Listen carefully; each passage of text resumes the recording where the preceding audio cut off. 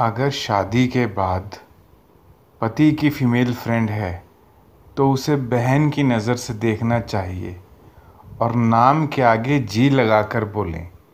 अगर उस लड़के की कोई सिस्टर है तो उसका जो नाम है वही नाम उसको दे दे या फिर बस उसको इंसान की तरह देखें। ये एक मैसेज है। वैसे तो मुझे इस मैसेज में ये स्पष्ट नहीं हुआ कि पूछना क्या चाहते हो आप, क्योंकि सवाल क्लियर होना चाहिए।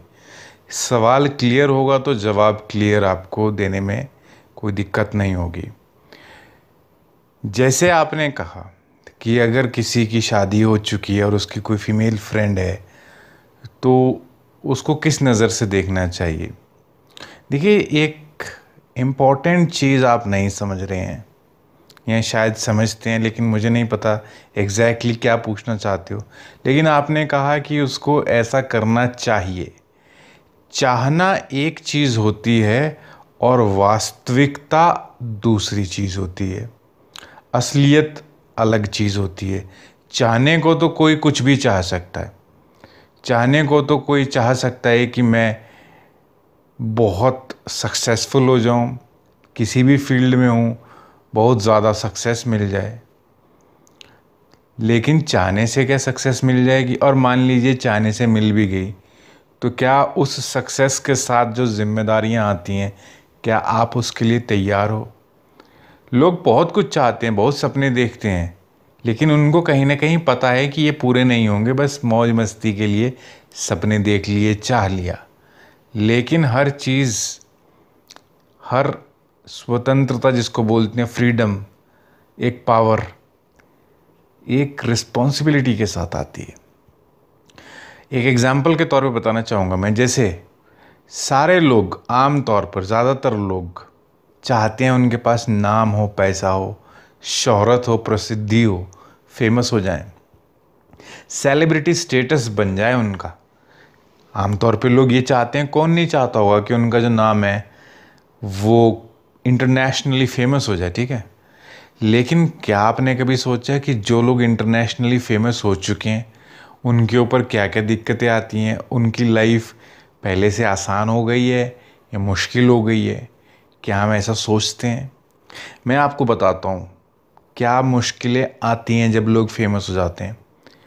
जब लोग फेमस हो जाते हैं तो सबसे पहले उनको हमेशा परफेक्ट दिखना बहुत ज़रूरी होता है, क्योंकि कितने सारे जो पत्रकार होते हैं वो उनकी तस्वीरें लेना चाहते हैं, उनकी इंटरव्यू लेना चाहते हैं। वो उनके पीछे पीछे दौड़ते रहेंगे ताकि उनकी तस्वीर मिल जाए, लेटेस्ट तस्वीर मिल जाए। और वो जो भी उनकी पत्रकारिता है, जिस भी फील्ड में है, वो जिस भी बिग प्रिंट मीडिया है चाहे डिजिटल मीडिया है, तो वहाँ पे वो चाहते हैं कि नई नई लेटेस्ट तस्वीरें उनके चाहने वालों को दिखाई जाएं, क्योंकि जो उनके प्रशंसक हैं, उनके फैंस हैं, वो नई तस्वीरें देखना चाहते हैं, उनकी इंटरव्यू, उनकी बातें, उनके बारे में जानकारी चाहते हैं। तो वो जो पत्रकार है वो अपना काम करते हैं। तो कई बार क्या होता है, वो जो उनकी निजी स्पेस होती है, पर्सनल स्पेस का भी अतिक्रमण कर देते हैं, मतलब उसमें भी घुस जाते हैं। कितनी बार खबरें आती हैं, कितनी बार ये से भी न्यूज़ आती हैं कि जो सेलिब्रिटीज़ हैं वो इस चीज़ को पसंद नहीं करते हैं कि लोग हर वक्त उनके ऊपर नज़र गड़ाए रहते हैं और उनको एक पर्सनल स्पेस नहीं देते हैं। और ज़रा सा अगर मेकअप उतर गया तो लोग उनको ऐसे दिखाते, ट्रोलिंग शुरू होती है कि देखो ये है इनकी असलियत, ये है इनका असली चेहरा। फिर आप अगर फेमस हैं तो आपको कोई गलती माफ़ नहीं है।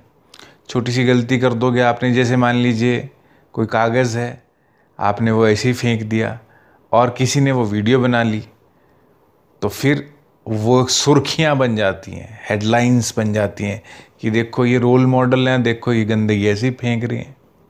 एक आम आदमी है, चाहे वो जो मर्ज़ी करता रहे, उसके ऊपर उसे कोई नोटिस नहीं करता, कोई फ़र्क नहीं पड़ता। लेकिन एक जो सेलिब्रिटी है उसके ऊपर बड़ी मुसीबत है। उसे बहुत फिट और मतलब उसको बस एक परफेक्ट लाइफ जीनी पड़ती है। क्या परफेक्ट लाइफ नाम की कोई चीज़ होती है? सच कहूँ तो परफेक्शन कुछ होता ही नहीं है। हमारे मन का, हमारे दिमाग का वहम है और कुछ नहीं है।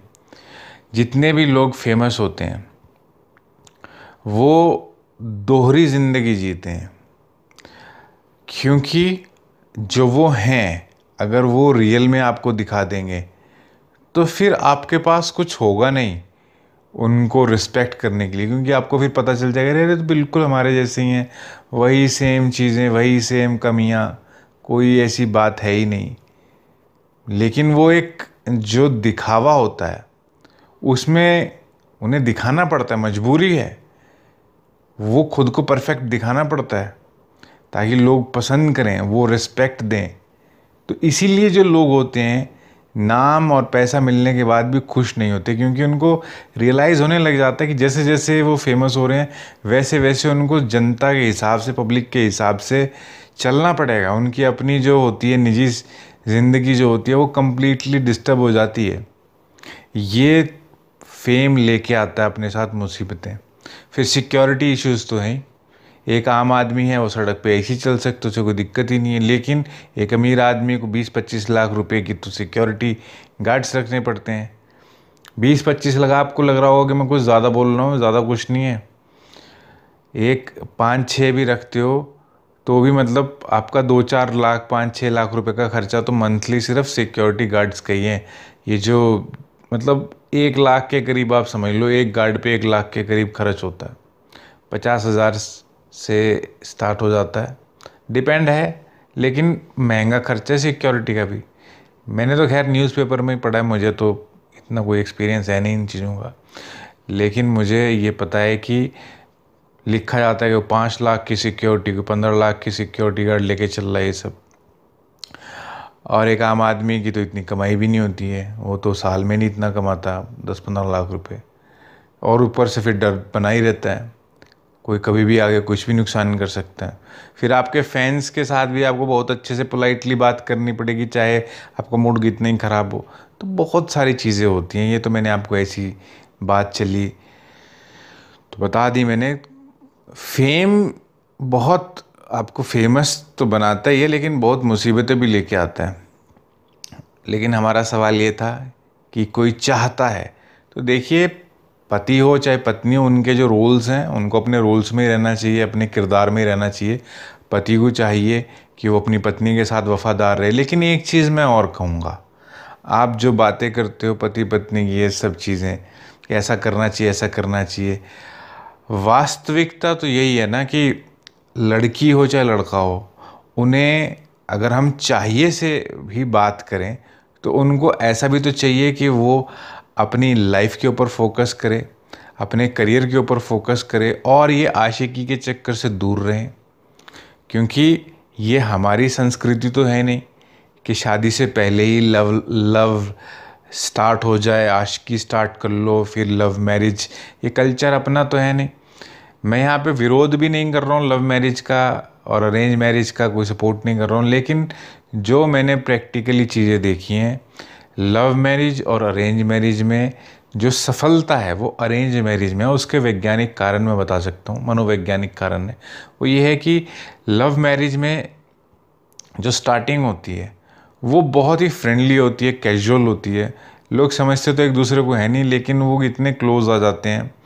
और हो सकता है कुछ सिचुएशंस में अंडरस्टैंडिंग बन जाती है, लेकिन ज़्यादातर सिचुएशंस में वो जो एक पति पत्नी के रूल्स होते हैं ना, वो उसमें तो फिट भी नहीं बैठते हैं।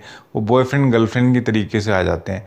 और बॉयफ्रेंड गर्लफ्रेंड में जब आ जाते हैं तो लोग एक जैसे पति की एक सोसाइटी ने रोल सेट कर रखा है, एक पत्नी का रोल सेट कर रखा है, तो वो रोल्स जो होते हैं डिस्टर्ब हो जाते हैं। फिर शादी के बाद वो उस रोल में कभी आ ही नहीं पाते हैं। पत्नी पति आपस में लड़ रहे हैं, बिना बात के लड़ रहे हैं, कोई रिस्पेक्ट नहीं है, क्योंकि एज ए फ्रेंड वो कैजुअल हो जाते हैं। लेकिन अरेंज मैरिजेज़ में ये वास्तविकता, आप चाहे इस चीज़ को एक्सेप्ट करें या ना करें, लेकिन अगर वाकई में आप देखोगे तो जैसे गाँव में शादियाँ होती हैं, जैसे छोटे शहरों में शादियाँ होती हैं, तो लड़की और लड़का एक दूसरे को नहीं जानते हैं, तो उनके जो फैमिली हैं वो उनको समझा देते हैं। कुछ वैसे भी लोगों को अकल इतनी देख सुन के समझ आई जाती है कि पति है तो उसके साथ उसकी फैमिली है, लड़की को सिखाया जाता है, समझाया जाता है कि तेरा पति है, इसके साथ अच्छे से बात करना है, इसकी फैमिली के साथ अच्छे से बात करना है, सबको इज्जत देगी, सबके साथ प्यार से रहेगी, तभी तेरा जो घर है बसेगा। आदमी को सिखाया जाता है कि तेरी जिम्मेदारी है अपनी पति पत्नी की फाइनेंशियल नीड्स को पूरा करना, उसकी सुरक्षा करना। तो एक जिम्मेदारी के पॉइंट से लोगों को सिखाया जाता है और उनको उनके किरदार बता दिए जाते हैं। मैं ये नहीं कहता कि 100% लोग इन चीज़ों को फॉलो करते ही हैं, ये 100%, लेकिन मोस्टली आप देखोगे अरेंज मैरिज में, मोस्टली में जितना मैंने एक्सपीरियंस किया, देखा है लोगों को, तो काफ़ी हद तक वो डिसिप्लिन्ड एक होता है उनकी लाइफ में। चाहे आपस में अंडरस्टैंडिंग हो ना हो, लेकिन उनके किरदार तय होते हैं और वो अपने किरदारों में रहते हैं, चाहे एक दूसरे के साथ मन मिले ना मिले। वैसे तो लव मैरिज में भी कोई मन मिलते नहीं है, 2-4-6 महीने बाद सारी असलियत सामने आई जाती है, लड़ झगड़ के अलग हो ही जाते हैं। चाहे साल 6 महीने में नहीं होते तो 2-4 साल में हो जाते हैं। तो ये सब कुछ नहीं है। तो कहने का मतलब ऐसा नहीं है कि अरेंज मैरिज के बाद लव नहीं हो सकता है या लव मैरिज फेल ही होगी, ऐसा कुछ नहीं है। ये तो डिपेंड करता है कि कौन कितना अंडरस्टैंडिंग है। लेकिन फिर भी अरेंज मैरिज में क्या होता है कि वो इतने ज़्यादा एक दूसरे को, जैसे लव मैरिज में तो क्या होता है कि एक दूसरे को इम्प्रेस करने के चक्कर में कुछ ज़्यादा ही लड़का नीचे गिर जाता है और ज़्यादा ही लड़की को इतनी अहमियत दे देता है। तो वो लड़की को अहमियत दे दी, अब शादी होगी, अब शादी के बाद फिर आदमी को लगता है कि अब तो कहीं जाने वाली है नहीं, तो उसके बिहेवियर में थोड़ा सा चेंज आने लग जाता है। लड़की को लगता है वो मेरी पहली वाली इज़्ज़त करते नहीं, पहले तो मेरे पीछे पागलों की तरह घूमता था, अब वो मुझे पूछता नहीं है। तो लड़की को लगता है कि अभी मुझसे प्यार नहीं करता, तो वहाँ पे ईगो क्लैशेस आ जाती हैं। ये भी इम्पोर्टेंट फैक्टर आ गया ना कि पहले तो लड़के को पहले लगता था कि रिलेशनशिप इसके साथ स्टार्ट करना है, खूबसूरत है, अब इसको फंसाना है अपने प्रेम जाल में, तो कैसे फंसाया जाएगा। तो वो पूरी पुरजोर कोशिश करता है, चापलूसी करता है, जैसे कि उससे किसी ऑफिस में नौकरी चाहिए होती है। तो लेकिन शादी में क्या होता है, शादी में वो अपनी सेल्फ रिस्पेक्ट बना के चलता है। अरेंज मैरिज है, लड़की भी अपनी सेल्फ रिस्पेक्ट बना के चलती है, तो वो किरदार तय होता है और वहाँ पे म्यूचुअल रिस्पेक्ट आ जाती है मोस्टली केसेस में। सभी में नहीं कहता मैं, क्योंकि फिर वही बात आ जाती है कि मैं इन ए जनरल सेंस में कह रहा हूँ। और ये जो चीज़ें होती हैं, ये मेन रीज़न होता है, मनोवैज्ञानिक कारण है कि लड़का पहले ही अपनी रिस्पेक्ट ख़त्म कर लेता है, फिर वो शादी के बाद उस लेवल पे आ ही नहीं पाता। अगर वो थोड़ा सा सीरियस रहता है, अपनी सेल्फ रिस्पेक्ट की बात करता है, तो लड़की उसको कुछ फिर उसको बोलती है कि तुम बदल गए हो, तुम्हारा बिहेवियर बदल गया है, फिर लड़की बाहर ढूंढने लग जाती है। ये वाइसा वर्सा भी हो सकता है, ऐसी बात नहीं है कि सिर्फ लड़के ही गिरते हैं, लड़कियों का शोषण होता है। कई बार लड़कियां ज़रूरत से ज़्यादा ही लड़के को इम्पोर्टेंस दे देती हैं, तो लड़के का ही दिमाग ख़राब हो जाता है। तो ये सब चीज़ें होती हैं। खैर, कुल मिला के मेरा कहने का मतलब ये है कि बात चाहिए की थी, तो चाहिए तो यही है कि आदमी और औरत है, चाहे जो भी हैं, वो अपने करियर पे ध्यान दें, अपने सेहत पे दें, अपने दिमाग पे दें, अपने जो सेल्फ इम्प्रूवमेंट पे ध्यान दें, और शादी करने के बाद एक दूसरे के साथ वफादार रहें, किसी को धोखा न दें। ऐसा करना चाहिए। लेकिन अब होता क्या है, पश्चिमी संस्कृति का जो असर इतना हो गया है कि लोग पहली बात तो शादी करना नहीं चाहते, सिंगल रहने की बातें करते हैं, पर सिंगल क्या कोई रहना चाहता है? शादी में नहीं घुसना चाहते हैं, लेकिन लिव इन रिलेशनशिप में रहना चाहते हैं। अब तो बुरा हाल इतना है कि औरतें डिवोर्सी हैं, सेपरेटेड हैं, वो लिव इन रिलेशनशिप्स में रह रही हैं बच्चों के साथ। कुछ तो औरतें बच्चे भी ले आती हैं लिव इन रिलेशनशिप में। और लिव इन रिलेशनशिप में क्या होता है, जब वो लिव इन रिलेशनशिप में आ जाती हैं तो परिवार को पता चल जाता है, तो परिवार उनको त्याग ही देता है, छोड़ देता है। अब वो जो आदमी है, अब वो कौन सा अगर इतना ही जिम्मेदार होता तो वो शादी कर लेता। वो जो उसको समझ में आ रहा है कि बिना शादी के जब ये रह ही रही है तो क्यों जिम्मेदारी लो फालतू की, अगर कुछ उल्टा सीधा बोलेगी तो छोड़ देंगे, क्या बिगाड़ लेगी हमारा ये। तो और उसके बाद अपराध भी बहुत होने लग गए हैं लिव इन केसेस में। तो और सबसे दुख की बात यह है कि लिव इन में जब लड़की आ जाती है और उसके फैमिली को पता है, तो लड़की की जो फैमिली है वो तो छोड़ ही देते हैं। तो लड़की की फैमिली उसके साथ कांटेक्ट ही नहीं कर रही, तो लड़की के साथ अगर कुछ हो जाता है तो किसी को कुछ पता भी नहीं चलता, बहुत वक्त तक तो पता ही नहीं चलता। ऐसी खबरें काफ़ी आती हैं, ठीक है। ये न्यूज़ में ये चीज़ें बहुत कॉमन हो चुकी हैं, इसलिए लड़कियों को तो बहुत सोच समझ के लिव इन रिलेशनशिप में जाना चाहिए, और मैं कहूँ तो जाना ही नहीं चाहिए। मैं तो इस चीज़ को सपोर्ट ही नहीं करता, लिव इन रिलेशनशिप को या शादी से पहले लव को। प्यार करना है तो पहले शादी करो, उसके बाद प्यार कर लेना जिससे भी करना है। शादी के बाद का जो प्यार है उसमें स्टेबिलिटी है, क्योंकि उसमें आपको पता है कि आपको पति कहीं छोड़ के नहीं जाने वाला आपको। आप रात को शाम को वो आपके पास ही आएगा। लेकिन बॉयफ्रेंड है, उस पर आप कोई अधिकार जमा ही नहीं सकते, कर ही नहीं सकते। और कोई गर्लफ्रेंड है ना, उसके ऊपर कर सकते हो। वो कह दे कि नहीं मेरी लाइफ है, मुझे जो करना है मैं वही करूँगी, तो क्या बिगाड़ लोगे किसी का? कुछ भी नहीं कर सकते आप। और बिगाड़ना तो मैं वैसे भी किसी का नहीं चाहिए, लेकिन आप किसी अधिकार से कुछ कह ही नहीं सकते ना। ये शादी आपको वही अधिकार देता है। समाज भी आपके साथ खड़ा हो जाएगा कि तुम क्या कर रहे हो, गलत कर रहे हो। तो ये चीज़ें होती हैं। और मैं बात लास्ट में यही कहना चाहता हूँ, देखो कि आदमी के ऊपर बहुत कुछ डिपेंड होता है। जैसे औरत होती है, आदमी होता है। तो जिसका कैरेक्टर ख़राब है वो तो किसी भी औरत को इज़्ज़त की नज़र से देखेगा ही नहीं, ठीक है। जिसमें मॉरल वैल्यूज़, जिसके स्टैंडर्ड नाम की चीज़ ही नहीं है, वो तो फ्रेंड छोड़ो, वो तो किसी भी लड़की को अच्छी नज़र से नहीं देखेगा।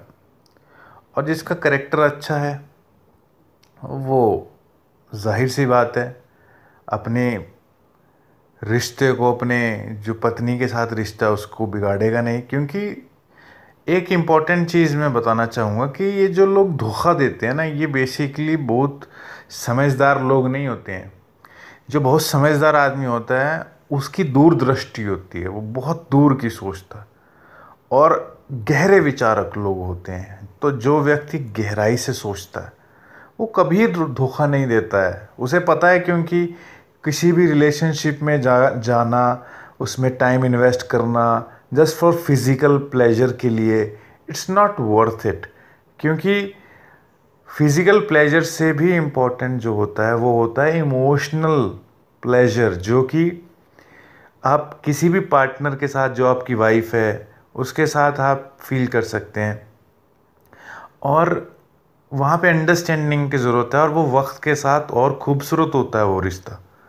मैटर ही नहीं करता कि जो आपका पार्टनर है वो खूबसूरत है कि नहीं है, लेकिन अगर वो अंडरस्टैंडिंग है, वो आपको सुनता है, चाहे वो आपके जितना इंटेलिजेंट ना भी हो, चाहे नॉर्मल हो, लेकिन वो आपको बहुत ध्यान से सिंसियरली सुनता है, अंडरस्टैंड करने की कोशिश करता है और आपके सुख दुख में आपका साथ देता है, तो इंटेलिजेंट आदमी कभी भी ऐसे पार्टनर को धोखा दे के अपनी ज़िंदगी बर्बाद नहीं करेगा।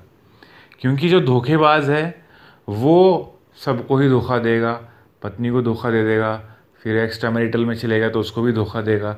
धोखा दे के देते देते वो अपनी किस्मत, अपने कर्म, अपनी रिलेशंस, अपनी ज़िंदगी बर्बाद कर लेता है। इसलिए जो समझदार आदमी है वो किसी को धोखा नहीं देता, ना समझदार औरत धोखा देती किसी को। ये जो धोखा देते हैं ये वो लोग होते हैं जिनमें सोच समझ नाम की चीज़ कम होती हैं, अकल का इस्तेमाल कम से कम करते हैं। यही लोग वो होते हैं जिनमें आत्म नियंत्रण नहीं होता, सेल्फ कंट्रोल नहीं होता, भावनाओं से ज़्यादा पीड़ित होते हैं या भावनाओं के अंडर कंट्रोल होते हैं, भावनाओं के वशीभूत होते हैं और इनका अपने ऊपर काबू नहीं होता और करना भी नहीं चाहते।